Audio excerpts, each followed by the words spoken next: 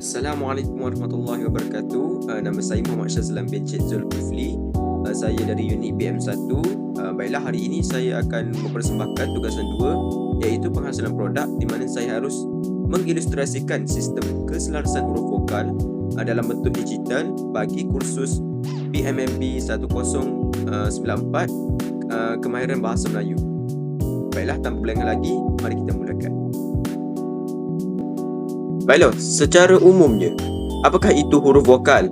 Huruf vokal, perkataan vokal berasal dari perkataan Latin vocalis yang bermaksud bertutur.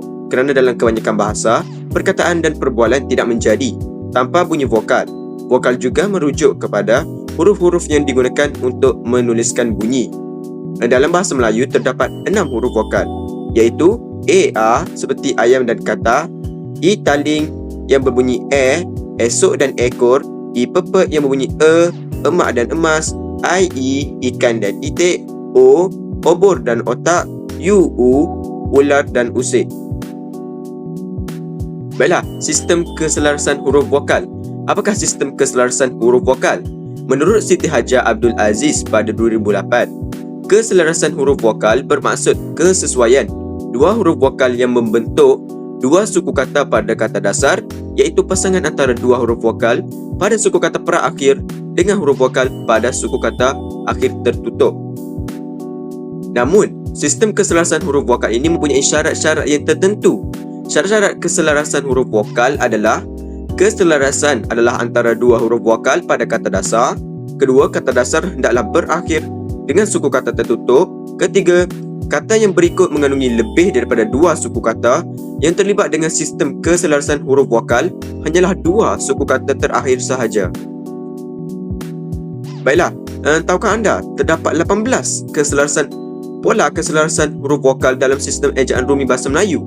Untuk kita melihat dengan secara lebih jelas dan berbanding dengan menghafal 18 pola tersebut, kita boleh menggunakan segitiga pola keselarasan huruf vokal. Tetapi bagaimanakah cara menggunakan segitiga ini?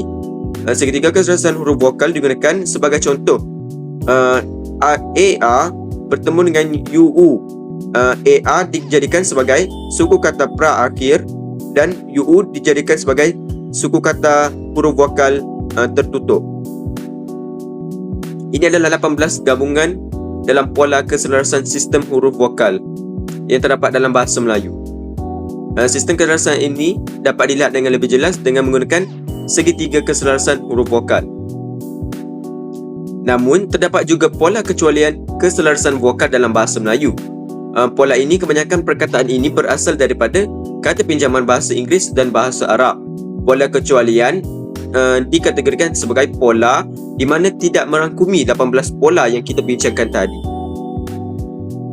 Baiklah, sebagai contoh, kita melihat kepada pola keselarasan vokal dalam bahasa Melayu dahulu. Contoh perkataan makan. Jika dipasangkan dua suku kata ma dan kan.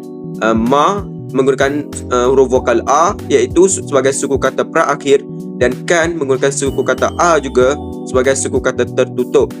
Manakala melihat pula kepada pola kecualian keselarasan vokal dalam bahasa Melayu, iaitu perkataan simbol, perkataan pinjaman daripada bahasa Inggeris, merangkumi dua suku kata, iaitu sim dan bol.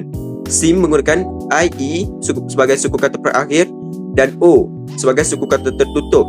Ia dikategorikan di dalam pola kecualian kerana gabungan I dengan O tidak termaktub di dalam 18 pola dalam sistem keselarasan huruf vokal tersebut tadi.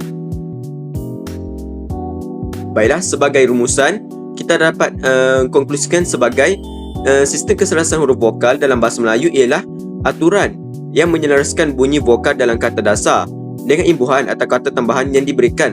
Keselarasan ini biasanya berfungsi untuk memperbaiki sebutan dan memastikan harmoni vokal dalam kata. Misalnya, imbuhan tertentu berubah bergantung pada vokal dalam kata dasar untuk mengelakkan kehalusan dan kejelasan bunyi. Sistem ini penting dalam membentuk aturan ejaan dan memperbaiki kefahaman bahasa.